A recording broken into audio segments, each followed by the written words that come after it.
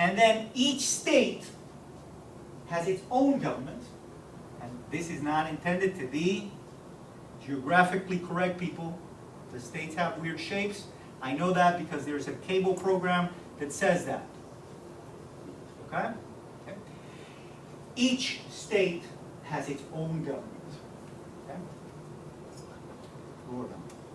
Now, together it's called a federal system. What's it called together? Federal system. Okay. So, which of these two governments, if you're Floridian, which of the two governments is the most powerful government? The one led by the President of the United States in Washington, D.C. He talked to the nation yesterday. Or the one led by the governor, Rick, of the state of Florida. Which of those two governments is the most powerful government? Federal. Federal, you want to say? You were going to say something different. Come on, I can read lips. No, I can't, but I heard you. You said? I was going to say State. What do you say? Now you got two. You can't be, one side. What do you say? State or federal? State? Girls are sticking together. I think I kind of pushed her on the other side. Federal? Federal. You said federal? Federal. Federal. So, we have 3 versus 4. So, the state government is the most powerful. the state. The state government is the most powerful government. And let me explain why. Remember that I was telling you the Constitution is divided into 3, right? Preamble, run-on, long sentence. The articles, so the chapters of the Constitution, articles, and the amendments. Let's focus on the articles, and let's focus on the first 3. I'm not going to bore you with any of the others, okay? Article 1. Apologize, my shoes became untied. Article 1. Article 1 talks about Congress. Okay? And here, on the board, I'm going to give you a depiction. Imagine that this rectangle was the Constitution of the United States. And I'm not going to write it. But geographically, Article 1, okay, the preamble is, like I said, a run-on sentence. Article 1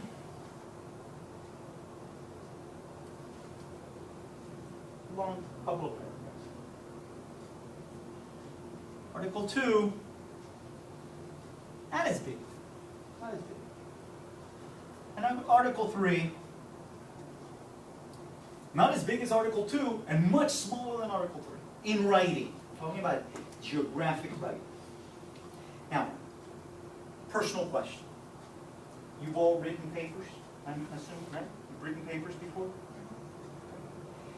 When we write a paper,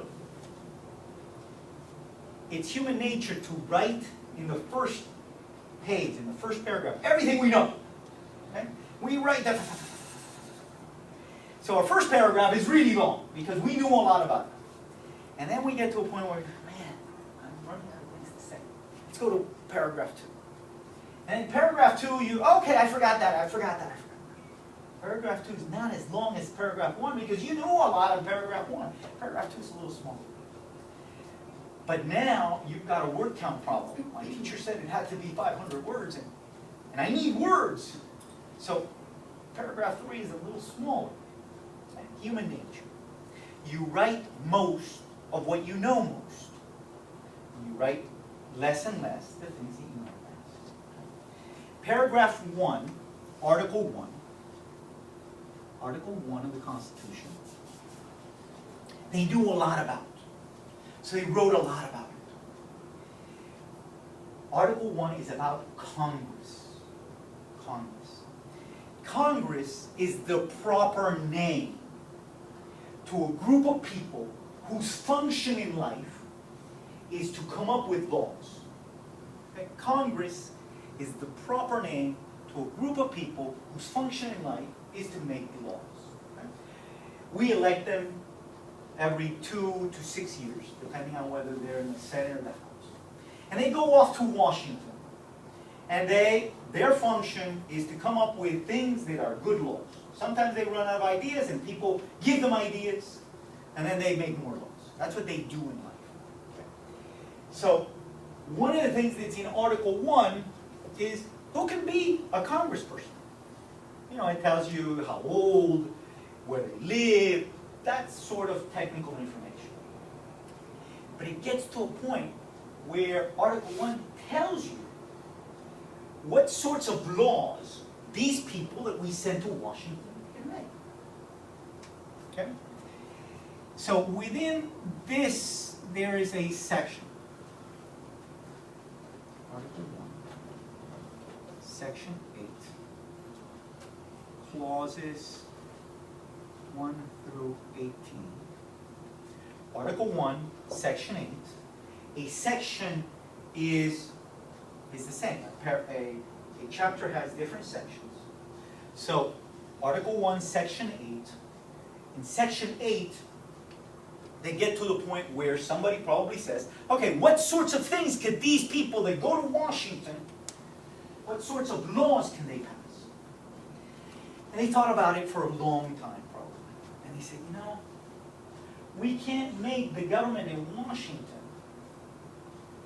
the most powerful thing because they're in Washington. And back then, you have to understand, you live in a world of instantaneous communication.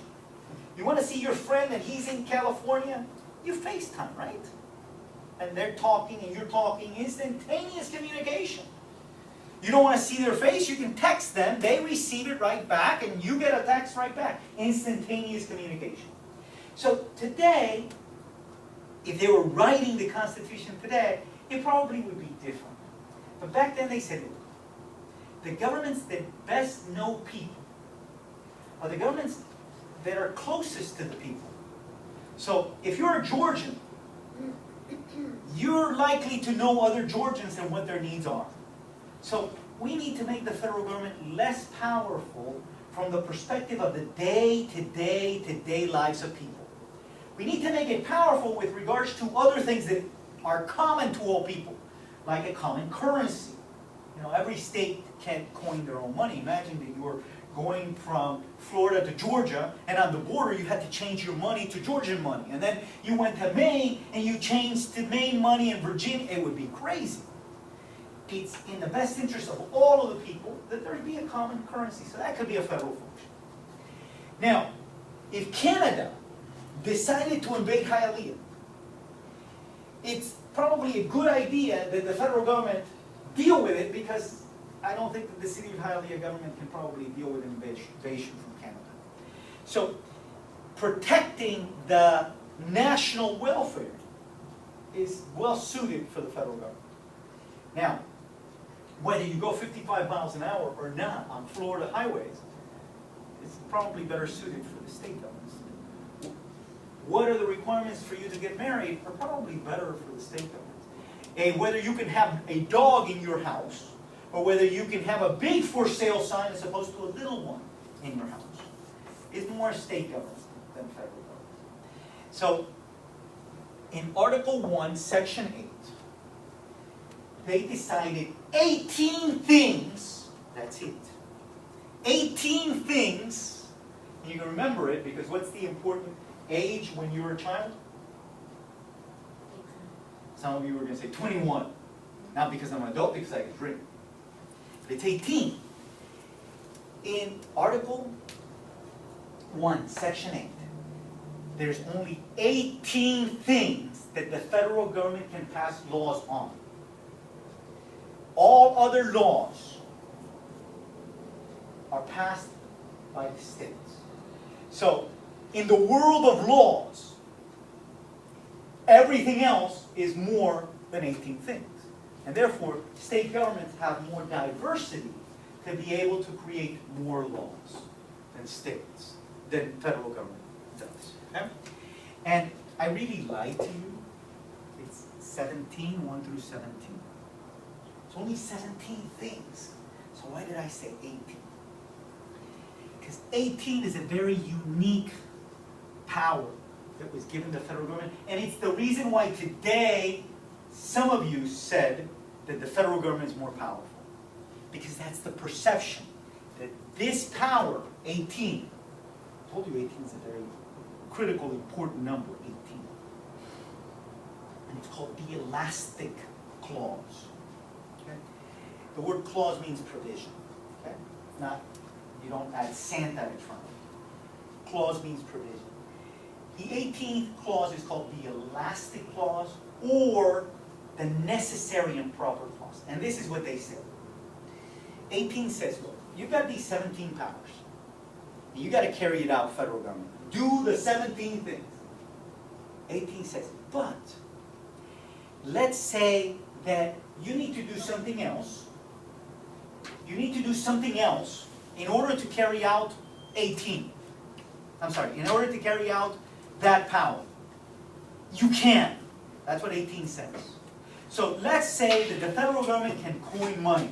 Coin money means make money. Back then, there was a lot of coinage rather than paper. That's why they call it coin money. But let's say the federal government has the power to make money. And they do, because I've got money in my pocket, you've got money in your pocket, and so on. But the power to coin money means that the federal government has to have the power to buy special printing machines and special printing paper and hire all of these scientists that come up with the things that you put in the dollar bill so that other people don't copy your money. But notice that the power that was given was the power to coin money. But the other things that weren't said are necessary and proper to carry out the power. So power 18 says, look, we're going to give you these powers. But you can do anything that's necessary and proper to carry out those powers. For example, we're all familiar, especially in this day and age, that the United States has an Air Force. Am I breaking news to you? Is this news? The United States has an Air Force. You knew that? Air Force, planes. They drop bombs and stuff. Okay? But the time that they created the Constitution, did they have an Air Force? Okay, 1789. Were we flying planes? So they had no idea about flying planes. They probably thought it was crazy. It couldn't be done. Only birds could fly. So the Constitution doesn't say that the United States can have an Air Force, because back then they thought it was crazy. But it does say that the United States has the power to create an army and a navy. And because it has that power, and time has changed, 18 says in order to carry out that power, we need to have an Air Force. Because that power to create an army and navy really is the power to protect the United States from other foreign countries. Imagine if somebody said, well, you can't have an Air Force because it doesn't say it in the Constitution, and people begin to drop bombs on us. It would be ludicrous. So the power to create an army and navy really is the power to defend. The power to defend today in your world means that we have to have an Air Force. In your grandchildren's world, it may mean that we need to have a fleet of spaceships, a space force. Okay? Notice how the 18th power expands, kind of like an elastic, those powers that were given. Okay? That's 18. However, let's go with the other powers, which we said all of the other powers beyond 18 belong to what government? Federal government has 18 powers. Every other power belongs to the states. So does it say it anywhere in the Constitution? And the answer is yes. Okay? The 10th Amendment. The 10th Amendment. 10th Amendment to the Constitution simply says, this is it. All power that is not given to the federal government, I'm paraphrasing, I'm not reciting by memory. All power that is not given to the federal government, and it is not taken away from either the state or the people. So there's two areas of power. Specifically given to the federal government. Which powers were specifically given to the federal government? These 17 plus 18. Okay? Those were specifically given. So those powers, no. But powers that weren't specifically given to the federal government or withdrawn from the people of the state belong to the state government.